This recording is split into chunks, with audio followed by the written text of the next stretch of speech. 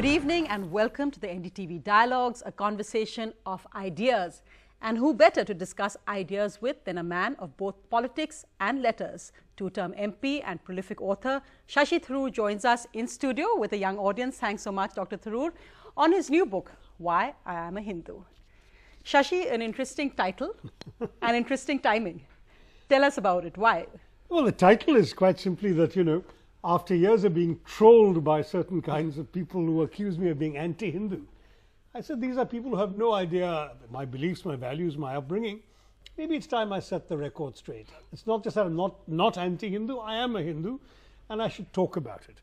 Obviously, why I am a Hindu, the very first sentence of the book says, hey, because I was born one. But then I go in some more depth into the reasoning, the logic, and the learnings and teachings that have inspired my Hinduism. Timing. There's no particular reason for timing other than the fact that, at one point when I'd finished An Era of Darkness and my publisher kept clamoring for another book, this had been an idea that had been gnawing away at me for some time. And as I said, with all the political discourse about Hinduism in our country getting even worse as we're getting closer to the next elections, I thought it had reached a point where if I was going to give an answer, this was as good a time as any.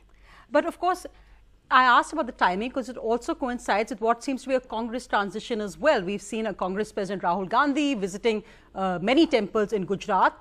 Almost a first for him. He visited a temple just now when he went to Amethi, and apparently temples on the schedule in Rajasthan as well. So why not Karnataka too, if you want? Karnataka as well. So why is the Congress, there are many mutts there, of course, on the schedule. So why is the Congress, why is Rahul Gandhi, why is Shashi Tharoor, why are other Congress leaders rediscovering their Hindu identity at election time? We're not rediscovering it. We've always been Hindus in private, but we belong to a certain school of belief that said you don't have to show it in public. Especially in our public life, in our politics, there has been this tradition that religion is your private business. Go ahead and do it. I mean, someone like Mr. Digvijay Singh, for example, who I know respects and follows all the rituals of his faith. He's a very traditional practitioner of his faith, but at the same time publicly has a different political message, and he doesn't bother to show this publicly.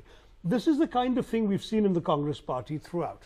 But what has happened as a political consequence of that behavior is that we have unintentionally, as it were, ceded the space completely to those who claim to be the only true Hindus, which in my view they're not.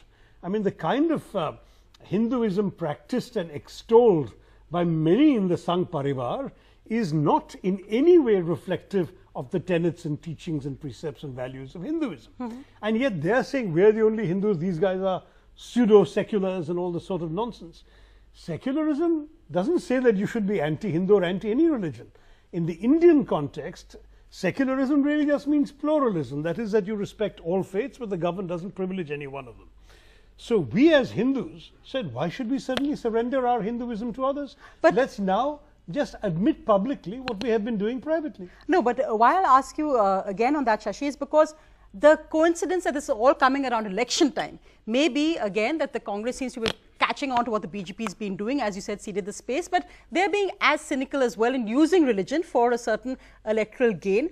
Also the point that when you say that Congress leaders practice their religion in private, that's fine, but the accusation on why you're called pseudo-secular, as it were, is because the Congress seem to profess certain religions because it appealed to vote banks. So it's a different side of the coin, but it's as bad as what you would call majoritarianism is minoritarianism. No, I would say, I would beg to differ. First of all, our Hinduism, as it were, let me speak for myself since I've written this book, my Hinduism essentially is one that respects other faiths greatly.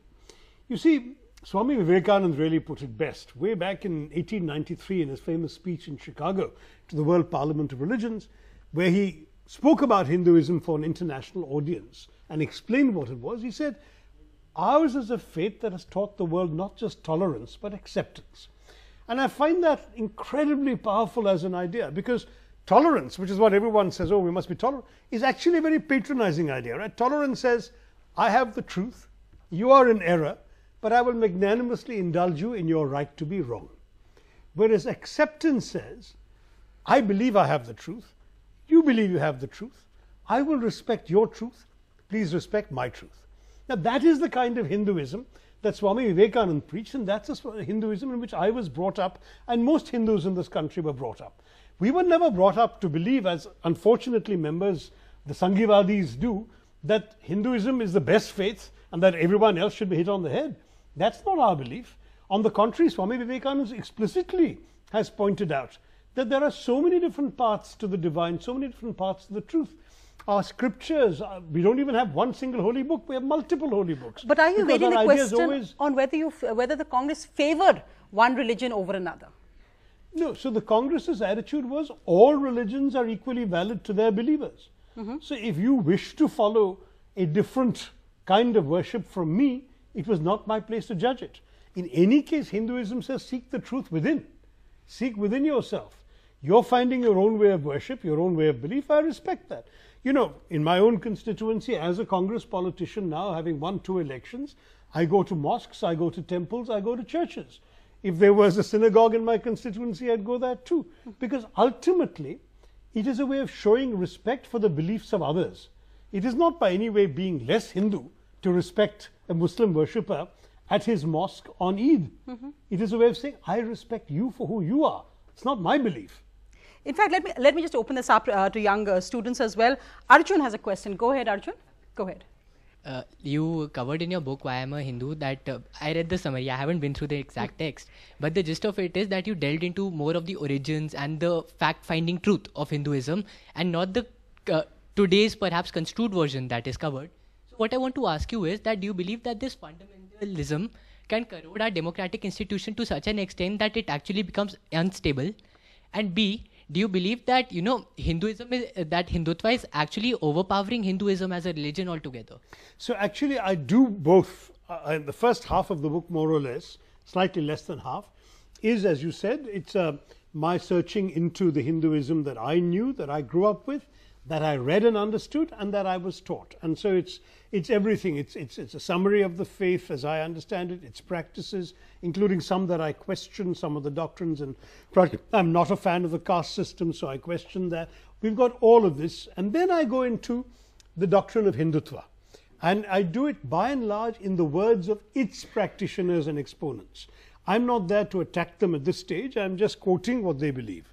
Then I have a section called Taking Back Hinduism, where I actually argue the latter part of your question, that this kind of distortion of Hinduism being advocated by the believers in Hindutva in the name of Hinduism is both a negation of Hinduism and a danger to the body politic, and therefore to all Hindus and non-Hindus in our country.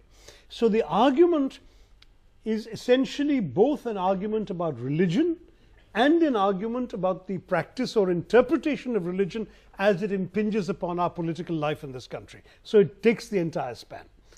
It's interesting almost where the Hindutva is almost becoming a separate religion to Hinduism in a way. Manya has a question as well. Manya, go ahead. By the way, one could argue that because Savarkar, who's the first man who came up with the concept of Hindutva, said Hindutva is not Hinduism, don't confuse the two. Exactly. He said Hinduism is religion, Hindutva is much more, he said, than religion.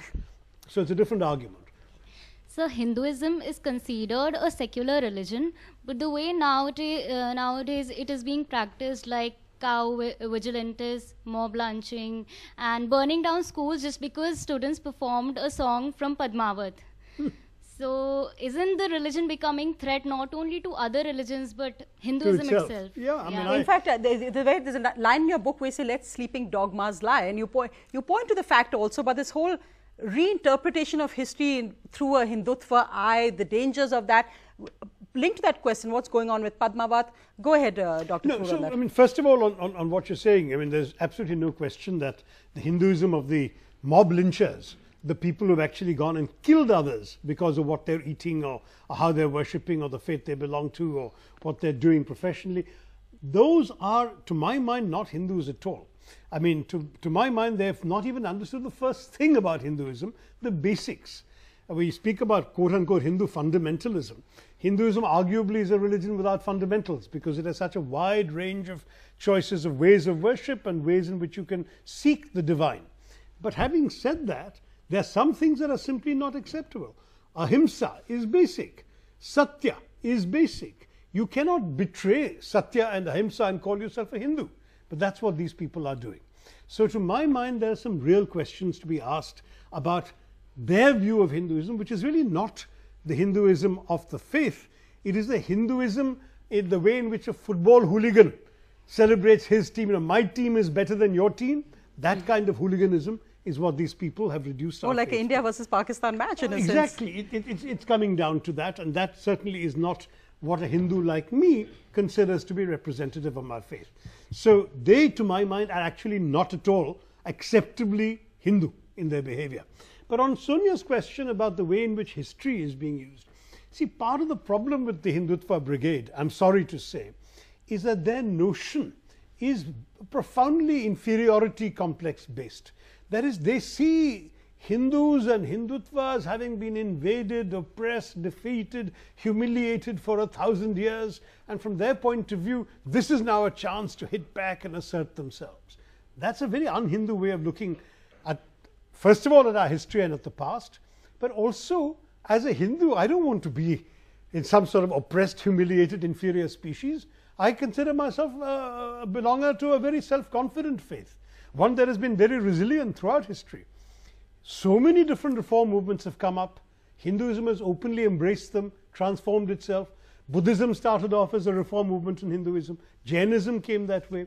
Many Hindus embraced Sikhism because they felt that it actually improved in some ways. The whole Bhakti cult in the roughly from the 11th to the 16th centuries completely transformed and revived the faith. So Hinduism has gone through various things. Even in reaction to British colonialism, we found ways of reinventing Hinduism. Why should we see ourselves in this pathetic, humiliated sort of way that the Hindutvadis see, and they want thereafter to reassert themselves against whom?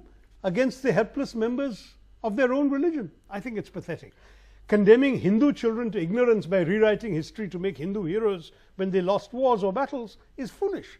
Because it just, in fact, promotes ignorance. Because interestingly, Shashi, because this lynching of Muslims is really a danger, which is something on a completely opposite end of the spectrum in terms of extremism, in terms of how it damages India and our democracy. But there's also moving from that to the actually ridiculous, this whole rewriting of history, that Rana Pratap won the battle of Haldighati, this Padmavat, that KG children are attacked for dancing to a song, Karni Sena is invited to watch the movie. How would you actually look at this kind of range of what it was? First, this new normal, and I do find that even political parties, though of course statements do come out, that there seems to be less of a reaction to this actual horror of people being lynched because of their community. The fact that in Rajasthan a man was beaten to death, a video goes viral, and the man who committed the murder actually gets support. Well, certainly not from me, and I want to say that, you know. But is the opposition playing a strong enough role here? I believe the opposition does, but the question is perhaps the media, in all fairness, is demanding more than is realistically possible for the opposition to do. Certainly we have condemned every single attack by these elements. There's been, going right back, I'm sorry to say, within a month after the victory of the BJP, we had the murder of Mushtaq in Pune, the IT techie coming out of a mosque. We've had the Muhammad Akhlaq tragedy, this father of an Indian Air Force Havildar, who has been beaten up because they accused him of carrying meat in his bag and having meat in his fridge that they claimed was beef, and it turned out not to be. And it was seen as some kind of justification if it had been beef. Yes, exactly. Do they have the right to kill him? Then the poor Dalits who were flogged for skinning the carcass of a dead cow. There's so many such cases. The poor boy Junaid who was killed when he had just bought fresh clothes to show his mother for Eid, and he was killed on a train because he was Muslim. These are people who are really scum. They are not worthy of claiming the mantle of Hinduism to justify their evil actions. And certainly we have condemned it from start to finish. And speaking for myself, I will openly stand up to condemn all of those. I have deplored the fact that sadly one of the men who led the mob that killed Akhlaq was given a funeral where an Indian flag was draped on his coffin in the presence of a union minister. Such things, to my mind, are completely unacceptable, and so they should be.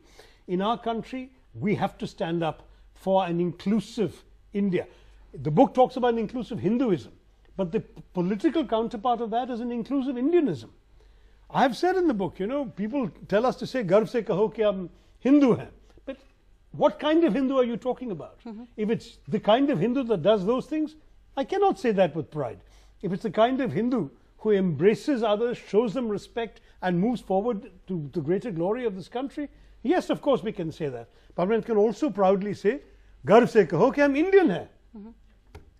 and the ridiculousness of this whole rewriting of history, Rana Pratap, and you pointed at how Prime Minister, that you have talked of, outside role of 200 years, and Prime Minister Modi talks of 1200 years, and the kind of basic difference which lies there.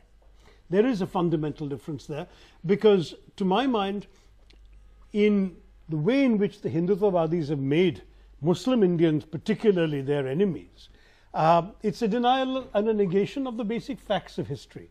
Undoubtedly, there were invaders who came, killed, looted and left. And those invaders are enemies of India and Indians, and we should condemn them.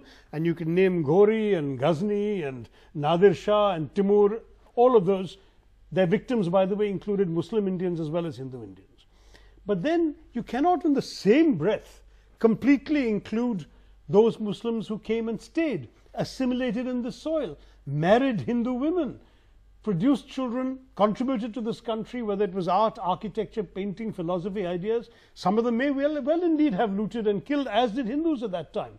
But they spent the proceeds of their loot and their profits on India, on Indian craftsmen, on Indian architects, on Indian jewelers, and sometimes indeed on Indian temples and mosques. The fact is, they helped build our country. They are us. They're part of us. In the Taj Mahal seen as invaders, not a symbol of Indian culture. And then we have Prime Minister Netanyahu and his wife pose on that bench. So I think some of that contradiction comes out there. But just more questions. Let's go across to Mohit has a question. Sir, the polarization on the basis of religion during the election is always a part of election campaign. So it's all about Hinduism for the BJP, and the Congress tries to make the Muslim vote bank. So why the religious is always target, sir? No, I would beg to disagree. The polarization idea, frankly, has come specifically from those who made the very obvious mathematical calculation that since 80% of Indians are Hindus, if you can consolidate a majority of that 80%, you'll win every election. So it was very much a political tactic of one side. I mean, let's face it, in our country, only 15–16% of our population is Muslim. No one is going to win a democratic election on the Muslim vote alone, except in a few districts of our country. So to suggest that the two can be equated is wrong. Yes, the Congress party, the Samajwadi party, the Trinamool Congress, there are many parties who tell the Muslim community, we will protect you. But that's because they have felt beleaguered by those who have made them feel insecure, that other parties have gone to them to say, don't feel insecure, we will be there to ensure that your rights are respected. To my mind, that is a legitimate thing to say to every Indian citizen. As far as I'm concerned, every Hindu, every Muslim, every Christian, every non-believer has the right to be protected in my country.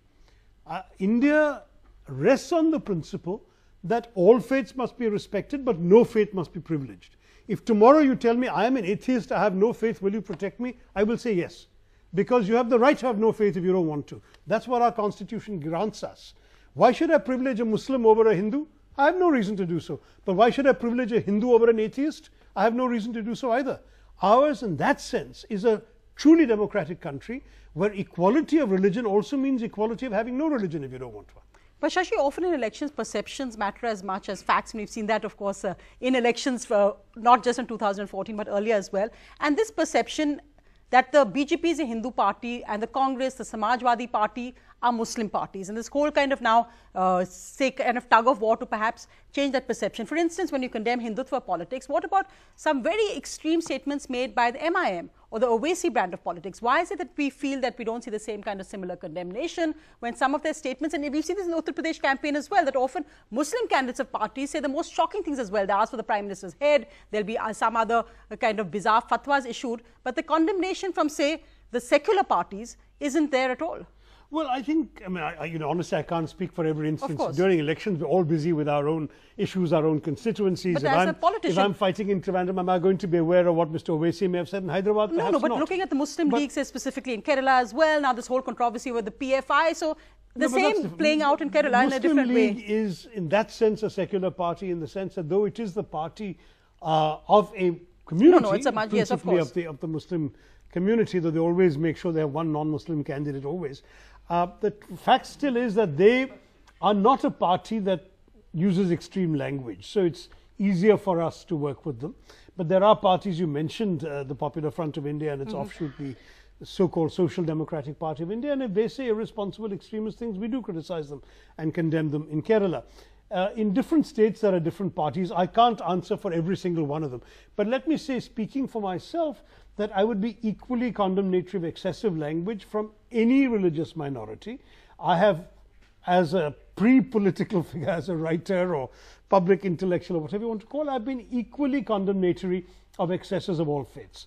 I certainly spoke up in defense of Salman Rushdie and Taslima Nasreen when they were being condemned by Muslim extremists and threatened as well. Similarly, by the I've MIM, spoken which is a political party legitimate with an MP in Parliament. and I've spoken up in favor of Hindu writers who were attacked because of their rationalism or their atheism or their criticisms of Hinduism. I think the point is, ultimately in our country we do need to defend more robustly freedom of speech. What's happened to the political class as a whole is that we've tended to abdicate this to the courts, because the courts don't have to look for votes. Politicians do. And so politicians say, when somebody says we are offended, we go out and appease them until the courts say, well, if they're offended, that's their problem, but your job as the state is to uphold the law. Then you suddenly have the court sanction to do something or not do something. This is a problem, and this is a problem because indeed we have come to a point where every community now will have the ability to put a stranglehold on a political party, and you know, maybe someone like me doesn't have to worry about this because I don't lead a political party, but the leaders of parties will always have to worry about who they're antagonizing with what comment. You speak in favor of freedom of press in one place, you're offending a Muslim voter. You speak in favor of freedom of press somewhere else, you're offending a Rajput voter. So it's easier not to speak in favor of freedom of the press. I wanted to take in fact, the whole Padmavati controversy is a microcosm perhaps of what's going wrong, that we actually bizarrely take out an I from the movie title and we think, oh, that's okay. And we have this that comment on how KG children are attacked for doing a Ghumar song. We've got this now that the director has to call a fringe group, the Karni Sena, to actually watch the movie and kind of be a separate censor. But the Congress in Rajasthan is being very, very cautious on commenting on it. In fact, they're kind of staying quiet because they don't want to offend the Rajput vote. There's a hypocrisy right there. Well, look, I can't comment on the Congress party's decision. Well, not just in Rajasthan, but with the Congress across the board. I'll tell you why, because, I mean... No Congress spokesperson is coming on the Padmavati controversy. I'm warning you now before you... No, I'm not going to speak because you're not a spokesperson, I'm just luckily. saying, when one set of people have shot themselves in the foot on an issue, why should the other set of people come in the way? So ultimately, in politics, sometimes silence doesn't necessarily imply a substantive position. It implies a tactical position. If the Congress says it doesn't imply cowardice. No. Look, if the Congress, I say if because I am not part of the political decision making in the Rajasthan Congress, but if the Congress is saying right now the BJP and the Karni Sena are having it out amongst themselves, why get in the way? You know, two sides are firing bullets at each other. You want the bullets to hit you? You stay out. That's a sensible tactical choice. I don't see any problem with that.